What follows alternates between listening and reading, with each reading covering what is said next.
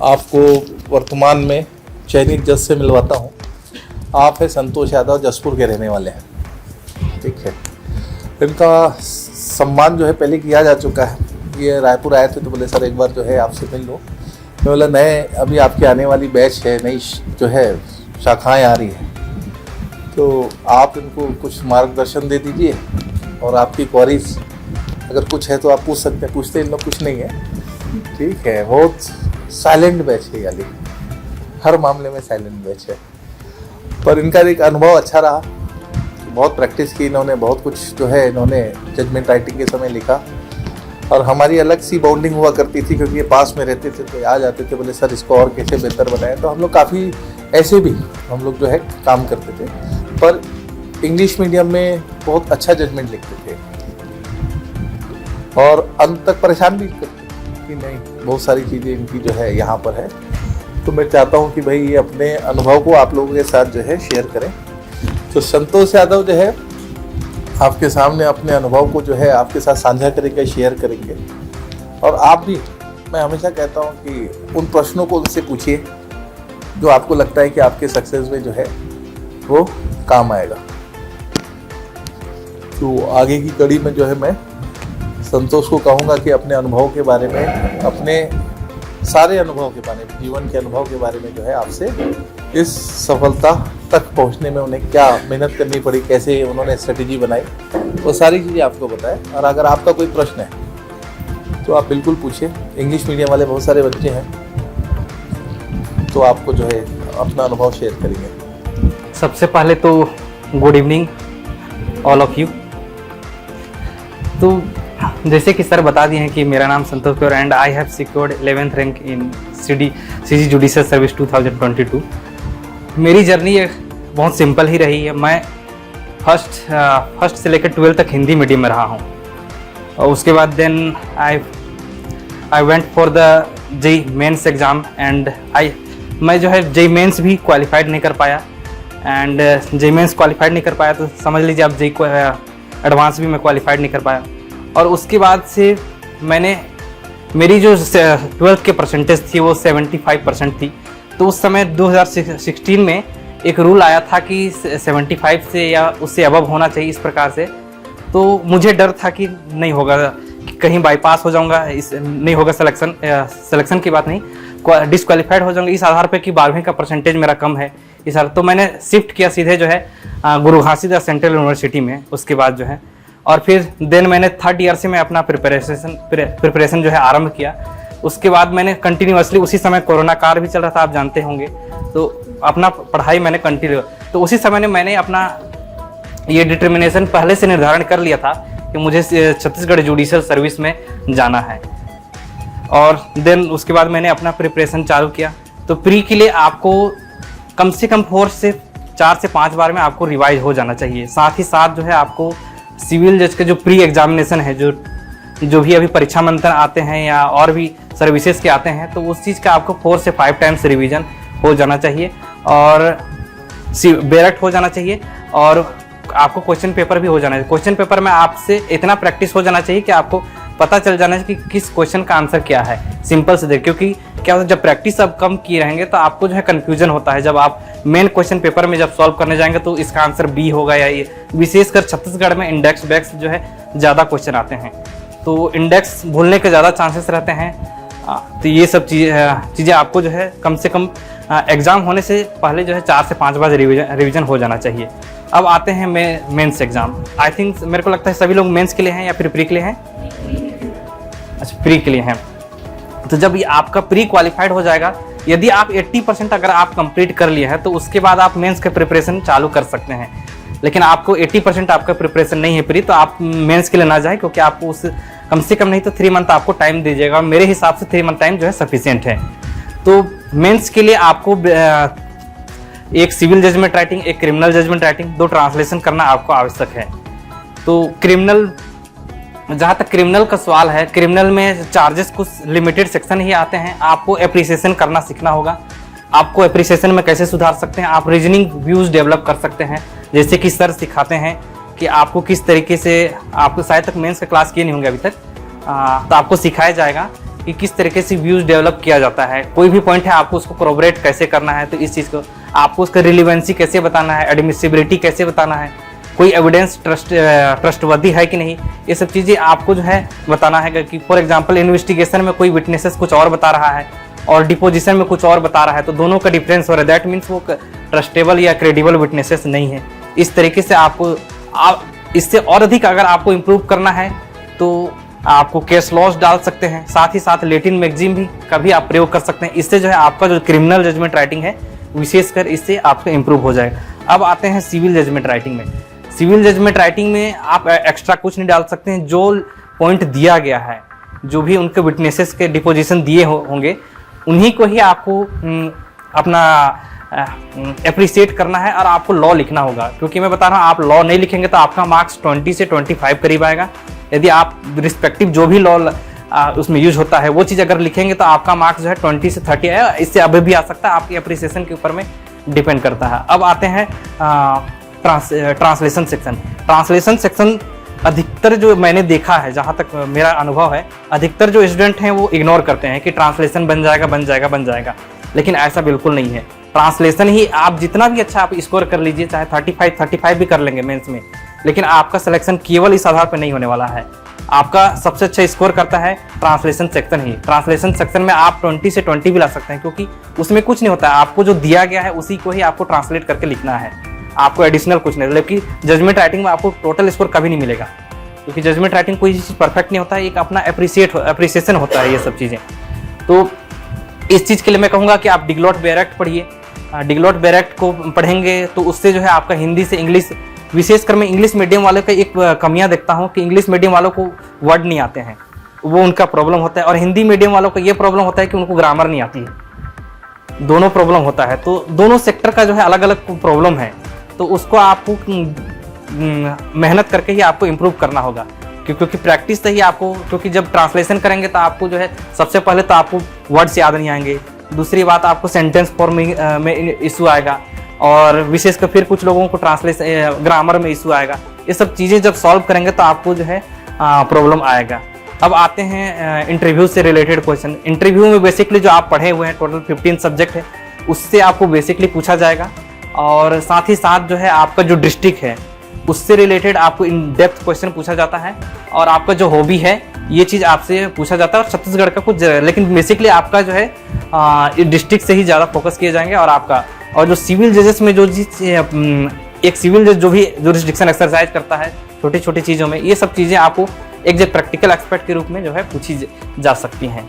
लेकिन आप इंटरव्यू में ये एक्सपेक्ट मत कीजिएगा कि जो पूरा 100 to 100 जो क्वेश्चन पूछा जा रहा है एक्सपर्ट बता सकते हैं, क्योंकि उनका कोई लिमिट नहीं होता है इंटरव्यू में। तो आपको कॉन्फिडेंस बना के जवाब देना है, एकदम पॉइंट टू पॉइंट जवाब देना है। आपको बीट अराउंड द बुश, मतलब ज़्यादा ओवर स्मार्ट नहीं बनना है। तो ये चीज़ जो है ज़्यादा अच्छा रहता है, क्योंकि जो क्वेश्चन पूछ रहे हैं वो पहले से उनका आंसर उनको पता रहता है। आप अगर एडिशनल आंसर देने की कोशिश करेंगे या सॉल्व करने की कोशिश करेंगे तो आपका नेगेटिव पॉइंट उससे बनता है। ना देना ज़्यादा बेहतर होता है कंपेयर टू जो है गलत बोलना। और मेरे अनुभव से मैंने ये सीखा है कि आप कोई भी एग्जाम का प्रिपरेशन कर रहे हैं, हमेशा एज ए एक्सेलेंसी के पर्पज से करेंगे तो चीज़ ज़्यादा अच्छा रहेगा, ना कि केवल मैं जस्ट पास हो जाऊँ कि मेरे को इतना पढ़ने से मैं जो है सिलेक्शन हो जाएगा। इस आधार पर अगर आपका सिलेक्शन आप पढ़ेंगे तो आपका सिलेक्शन नहीं होगा। हमेशा एक्सेलेंसी के पर्पज से पढ़ें तो वो चीज़ जो है ज़्यादा होगा। और इस संबंध में यदि कोई क्वेश्चन पूछना चाहता है तो क्या स्ट्रगल्स आपने फेस किए फर्स्ट टाइम? देखिए, हार्डवर्क कोई सब्स्टिट्यूशन नहीं है, पहले बात ये तो है ही। स्ट्रगल फर्स्ट टाइम ये होगा कि जैसे जो फर्स्ट टाइम प्री पढ़ते हैं, फर्स्ट टाइम पढ़ते समय टाइम लगता है, लेकिन अगर जितना बार उसको रिवीजन करते जाएंगे, रिवाइज करते जाएंगे, वो चीज़ और चीज़ें आसान होती जाती रहती हैं। तो फर्स्ट टाइम तो प्रॉब्लम रहता है, सेकंड टाइम जब करेंगे तो और इजी हो जाएगा, थर्ड टाइम करेंगे तो और इजी हो जाएंगे, फोर्थ टाइम करेंगे। अब इससे ये चीज़ होगा। अब इसका कोई सोल्यूशन तो नहीं है कि कोई ट्रिक मैं बता दूं कि इससे आप जल्दी से निकल आए इससे। अब आते हैं मेंस एग्जाम से। मेंस एग्जाम में प्रॉब्लम ये आती है शुरुआत में, जब कि एक जजमेंट कैसे लिखा जाए। तो फर्स्ट जजमेंट मुझे लगता है कि आपको बहुत समय लग सकता है, मतलब 2 से मेरे को फर्स्ट जो जजमेंट लगा था, मैं 4 घंटे में फर्स्ट जजमेंट अपना लिखा था। तो जैसे जैसे आप प्रैक्टिस करते जाएंगे आपका उतना ही अच्छा जजमेंट जो है, आपका व्यूज जो है डेवलप होते जाएंगे। मैं इंग्लिश मीडियम से ही था। फर्स्ट जो है फर्स्ट 12th मीडियम में पास आउट हुआ हूँ सीजी बोर्ड से। देन मैं गुरु घासीदास सेंट्रल यूनिवर्सिटी से इंग्लिश मीडियम में था। जी ऐसे राइटिंग किसी मेन से पूछ रहे हैं? ऐसे राइटिंग पूछा नहीं जाता है, जजमेंट राइटिंग पूछा जाता है मेंस में।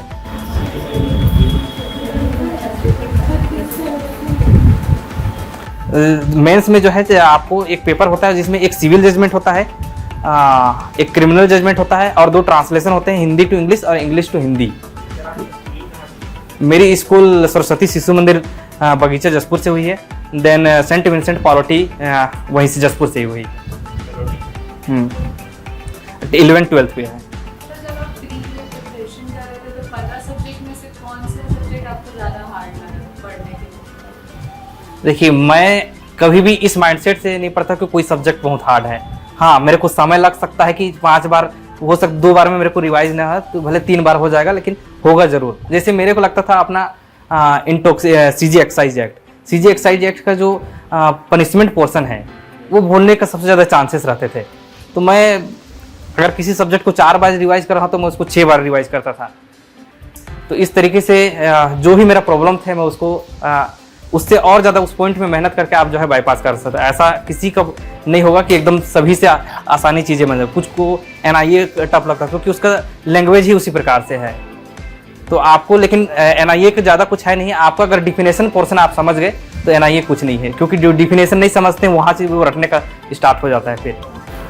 एक चीज बताइए सर, जैसे अभी CPC हम लोग पढ़ रहे हैं, 151 सेक्शन है, 51 होता है, 158 सेक्शन है, 51 होता है, तो इसमें 12 क्वेश्चन आएगा। तो थोड़ा सा ये बताइए एग्जाम पॉइंट से कि मतलब क्वेश्चन आने का जो मेन आता है, क्योंकि आप तो पूरा 3 महीने का ऊपर नहीं हो, बताइए कहाँ से आ सकता है, कैसा आ सकता है? आप एग्जामिनेशंस के लिए पूछ रहे हैं कि इम्पोर्टेंट क्वेश्चन क्या है। जब एक होता है ना कि जैसे मान लीजिए 4 पेपर दिए, 5 पेपर आपको प्रीवियस ईयर भी सॉल्व किए होंगे, हाँ। उससे ज़्यादा क्वेश्चन आने की संभावना रहती है, की जानकारी चाहता हूँ। बेसिकली वो पूछना चाह रहे हैं CPC में कौन से पोर्शन से? पोर्शन होगा जिससे क्वेश्चन ज़्यादा आजकल दोनों से आते हैं, सेक्शन से भी ज़्यादा पोर्शन आते हैं और ऑर्डर से भी आते हैं। तो आपको दोनों प्रिपेयर करना है। आप कंपटीशन में एक्सपेक्ट मत कीजिएगा कि जो है मेरे को स्पेशली सेक्शन से ही क्वेश्चन दे दिया जाए या फिर ऑर्डर से क्वेश्चन दे। आप ये बिल्कुल भी एक्सपेक्ट मत कीजिएगा कि जो है एक विशेष पोर्शन से, क्योंकि कंपटीशन ऐसा होता है नहीं। कंपटीशन में आप अधिक से अधिक प्रिपरेशन कर सकते हैं तो वो ज़्यादा बेहतर होगा। आप अगर ये सोचेंगे कि मेरे को यही पोर्शन पढ़ूँ, इतना पढ़ूँ और मैं सिलेक्शन हो जाए, तो फिर थोड़ा कठिन है इसी में, क्योंकि कंपटीशन जो है दिन प्रतिदिन बढ़ते जा रहा है। क्योंकि आप अभी नए बच्चे होंगे शायद, जो पहले अभी जो जिनका आउट हो गए, बाहर हो गए हैं, वो भी आपके साथ जुड़ चुके होंगे। तो ये सब इस तरीके से कंपटीशन जो है अब बढ़ते जाता है। तो नए वालों के लिए एक ज़्यादा चैलेंजेस होते हैं ये सब चीज़ें। डिग्री कौन से में? मेरे को 2022 में मिली थी। फर्स्ट सेकंड ये मेरा फर्स्ट टाइम है। हाँ। फर्स्ट सेकंड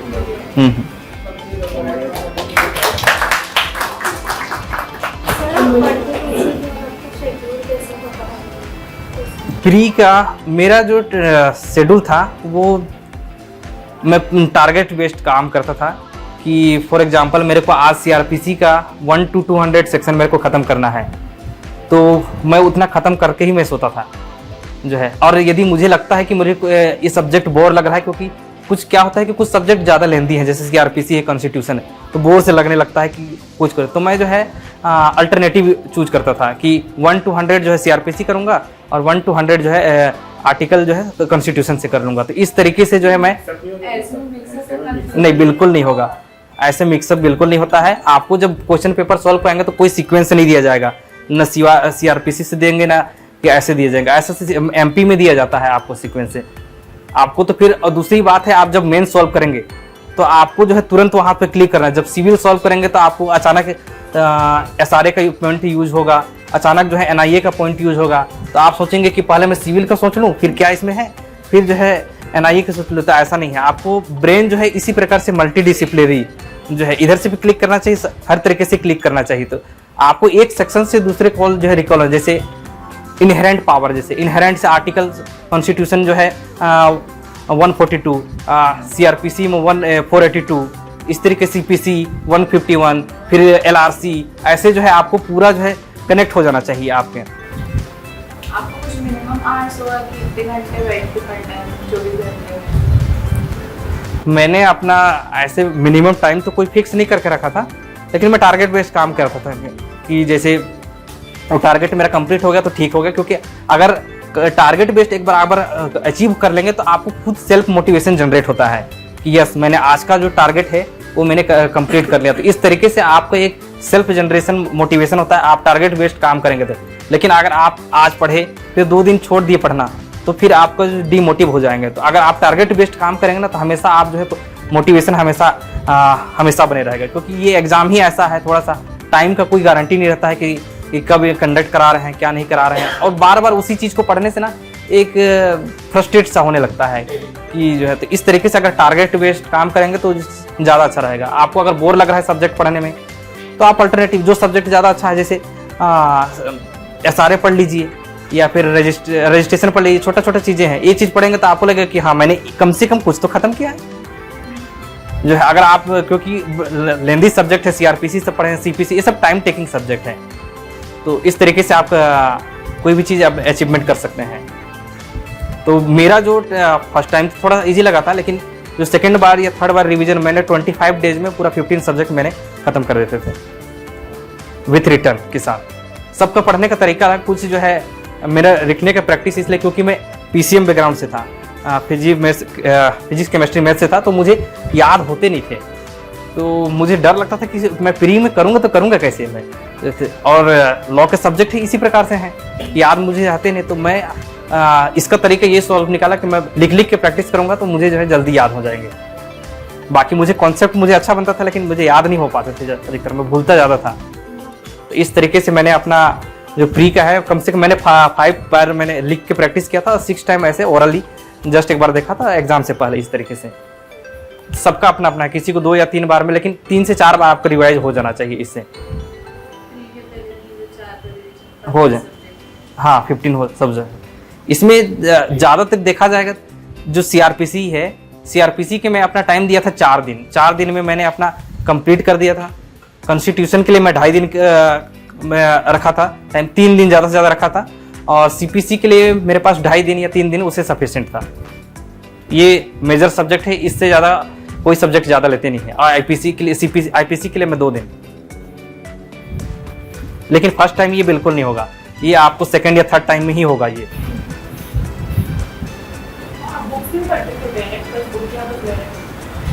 मैं विशेषकर जो छत्तीसगढ़ का सिविल जज है वो बैरक्ट सफिशिएंट है, क्योंकि बुक से इतना इन डेप्थ क्वेश्चन आता नहीं है, जो बैरक्ट वाइज ही क्वेश्चन आते हैं इस प्रकार से। इंडेक्स बैक्स अभी तो लैंडमार्क जजमेंट मैं जब दिया था तब कुछ आए थे, अभी रिसेंटली अभी जो 49 पोस्ट वाला है उसमें तो कुछ अजीब ही लैंडमार्क से भी हटके दे दिया था। तो आपको लैंडमार्क भी याद रखना है, पुराना भी याद रखना है, क्योंकि एक नंबर का खेल रहता है। किसी का 77 में सिलेक्शन से रुक जा रहा है तो किसी का 70, तो इस चीज़ का आप नहीं दे सकते हैं ना। हाँ, तो जजमेंट के लिए विशेषकर रिसेंट तो आपको लाइव लॉ से मिल जाता है, और फिर आपको बुक्स में आपको मिल जाएंगे, आपको टेक्स्ट बुक में ये चीज़ें। बाकी सर तो बताते ही हैं कि ये वो सफिशिएंट है।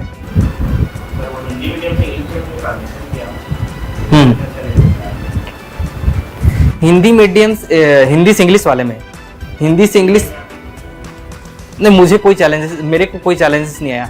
मेरे को हिंदी पहले से आती थी, क्योंकि मैं 12th तक हिंदी से पढ़ा हुआ था, और कॉलेज में मैं इंग्लिश में पूरा ट्रांसफॉर्म हो गया था। तो मुझे हिंदी पहले से आता था, इंग्लिश का मैं अपना 5 साल में हो चुका था BLLB से, तो मुझे चैलेंजेस ज़्यादा कुछ नहीं आए। मुझे बस ये था कि बस सेंटेंस फॉर्मिंग में थोड़ा सा चैलेंजेस आते हैं, क्योंकि क्या होता है कि सेंटेंस काफ़ी लेंदी हो जाते हैं, तो उसमें जो है किस तरीके से कहाँ पे सब्जेक्ट लेना है, कहाँ पे ऑब्जेक्ट लेना है, कहाँ पे वर्ब लेना है, ये आ जाता है। काफ़ी छोटे सब्जेक्ट सेंटेंस में ज़्यादा प्रॉब्लम नहीं आती है, जब लेंदी सेंटेंस आ जाते हैं तो आपको थोड़ा सा प्रॉब्लम होना शुरू हो जाएगा। नहीं, वोकेबुलरी में कोई नहीं आता है, थोड़े से। हाँ, आपको जब मैं पढ़ा तब तो डिग्लेट से पढ़ा था कुछ नई चीज़ें। जैसे मेरे को जब अभी सॉल्व किया था 2022 वाले में, तो एक वर्ड आया था लाइवलीहुड, तो मुझे याद नहीं आ रहा था, और समय भी कम था, 2 मिनट बचा हुआ था। हालांकि उसको लिखते हैं जीवार को पाजन लिखा जाता है, तो मुझे याद है। तो वो चीज़ तो मैं वहाँ पे जीवन यापन करने वाला लिख के आगे बढ़ गया था, क्योंकि मुझे लगा था कि अगर वहाँ पे मैं रुक गया 1-2 मिनट के लिए तो मेरे आगे के जो पोर्शन है वो जो है छूट जाएंगे। तो इस तरीके से आपको टाइम को भी मैनेज करना होगा। टाइम को मैनेज करना बहुत इंपॉर्टेंट है मेंस में, एग्जाम से, क्योंकि टाइम ही बहुत से मैनेज नहीं हो पाता है। क्योंकि अभी फॉर्मेट जो है नए आ गए हैं, नए फॉर्मेट में जो है बहुत सारा चीज़ें जो फॉर्मेलिटी चीज़ें हैं वो चीज़ बहुत सारा लिखने पड़ती हैं। तो आपको जो है प्रैक्टिस कर करके ही आपको जो है अपना टाइम जो है कम कर सकते हैं इस तरीके से, और दूसरा कोई विकल्प नहीं है इसका। और 50 जजमेंट लगभग मैं सिविल सॉल्व किया था मार्च से टिल द एग्ज़ाम तक। उसके बाद मैंने ट्रांसलेशन ऐसे 45, 50-50 ऐसे मैंने सॉल्व किए थे डायरेक्ट से। जजमेंट राइटिंग के लिए ऐसे मैं किसी को प्रेफर नहीं करता था, हालांकि रोबिनजीत लाल सब चीज़ें थी। हाँ, आप किसी भी जजमेंट राइटिंग के लिए जो है ना आप छोटी छोटी पॉइंट को जो है कॉपी कर सकते हैं, जो चीज़ बेस्ट है उसमें। लेकिन आप ब्लाइंडली अगर फॉलो करेंगे तो ये चीज़ आपको आपसे व्यू डेवलप नहीं होगा। आप कुल मिला के उसको रट रहे हैं, कॉपी कर रहे हैं, ये चीज़ आपसे होगा नहीं। तो आपको जाके जब प्रैक्टिकल एक्सपेक्ट में जब पहुँचेंगे, जब हाई जज बन जाएंगे, तो आपको वही चीज़ डिपोजिशन दिया जाएगा, आपको उसको व्यूज़ उसी से आपको अपना अप्रिसिएशन देना है। तो बेहतर होगा कि जजमेंट राइटिंग तो आपको लाइफ टाइम प्रैक्टिस ही है, आपको जब तक रिटायर नहीं हो जाएंगे तब तक आपको करना ही है। तो आप इससे भागिए मत, थोड़ा सा मेहनत लगेगा लेकिन हो जाएगा ये सब चीज़ें।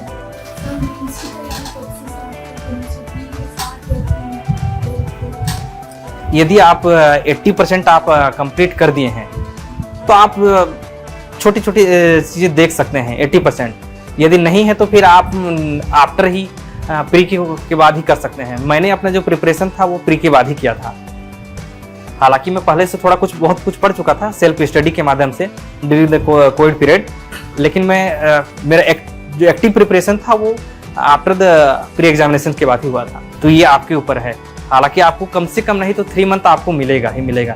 जिस दिन आपको मेंस का फॉर्म फिलअप करने के लिए आपको 1 मंथ का टाइम दिया जाएगा, तो 3 मंथ आपके लिए सफिशिएंट है। सर, आपका ओवरऑल एक्सपीरियंस कैसा है एग्जाम की प्रिपरेशन करने का? जो जर्नी होता है वो एक कैंडिडेट का सबसे डिफिकल्ट पीरियड होता है। उसमें बहुत सारे तुमको चैलेंजेस भी आएंगे, आपको आएंगे। कई बार ऐसा लगेगा कि नहीं होगा सिलेक्शन, तो बहुत सारी चीज़ें पढ़ने में प्रॉब्लम आएगी, बहुत सारी चीज़ें आती हैं। लेकिन आपको जब सिलेक्शन हो जाएगा तो उसी जर्नी का आपको सबसे इंजॉयमेंट जो पीरियड होता है वही जर्नी होता है। आपको जब सिलेक्शन हो जाएगा तभी आपको पता चलेगा इस चीज़ को। तो ऐसा नहीं कि ये मेरे के साथ है, ये हर एक कैंडिडेट के साथ है। ये आप जो है जैसे हमारे सिविल जज में एक 2 साल, आप IAS का देख लीजिए 4-4, 5-5 साल लोग तैयारी करते रहते हैं। इवन जो फर्स्ट रैंकर है ईशानी, वो अपना प्रिपरेशन 6 साल पूरा दिए हैं, 2018 में भी दिए हैं, 19-20 में 3rd अटेम्प्ट में उनका निकला है। तो ये सब चीज़ें हैं, आपको फेस करना पड़ेगा आपको। हाँ, लेकिन जब भी प्रिपेयर कीजिए अपना 100% दीजिए, क्योंकि आपको इस चीज़ का ये नहीं होना चाहिए, प्रॉब्लम नहीं होना चाहिए या फिर शिकायत नहीं होना चाहिए कि काश मैं थोड़ा सा और पढ़ लिया होता। प्रॉब्लम, क्योंकि ये चीज़ उनको पता चलती है कि जब 1-1, 2-2 मार्क्स के लिए जो है रुक जाते हैं। क्योंकि आप 100% दिए रहेंगे तो आपको इस चीज़ का ये नहीं रहेगा, इशू नहीं रहेगा कि काश मैं थोड़ा ये पढ़ लिया रहता। हमेशा अपना बेस्ट दीजिए, always study with the best, study with your best ability, तो जिस ज़्यादा अच्छा रहेगा आपके लिए। इंटरव्यू में बेसिकली मेरे से सब्जेक्ट का कुछ पूछे नहीं थे, मेरे से ये पूछा गया था, जो बीच वाले जो इंटरव्यू पैनल हेड थी वो डॉक्टर सरिता उके मैम थी, CGPSC के मेंबर हैं। वो बेसिकली पूछे थे मेरे से कि भारत के संविधान को और अन्य देश के संविधान से किससे आप कंपेयर करना चाहेंगे। तो मैं USA से जवाब दिया था। फिर एक फिलोसोफल क्वेश्चन ये था कि जैसे कोई भी अपराध होता है तो हीनियस क्राइम होता है तो पब्लिक चाहती है कि तुरंत जो है उसको सजा दे दिया जाए, फांसी पे चढ़ा दिया जाए, इस प्रकार से। तो क्या आप इसके व्यू से सहमत हैं कि नहीं, इससे ये पूछा गया था। फिर जो वहाँ पे भादुरी सर थे वो बेसिकली पूछे ये थे, इंटरप्रिटेशन का सवाल मेरे से पूछा गया था। और आप जैसे एक्स पार्टी डिग्री दे रहे हैं तो आप इसमें क्या क्या चीज़ कंसिडर करेंगे। और लैंड CG कंट्रोल एक्ट से पूछा गया था, टेनेंट को किस किस आधार पर हटाया जा सकता है, ये सब पूछा गया था। और फिर हॉबी से पूछा गया था और जीएस से कुछ क्वेश्चन पूछे गए थे।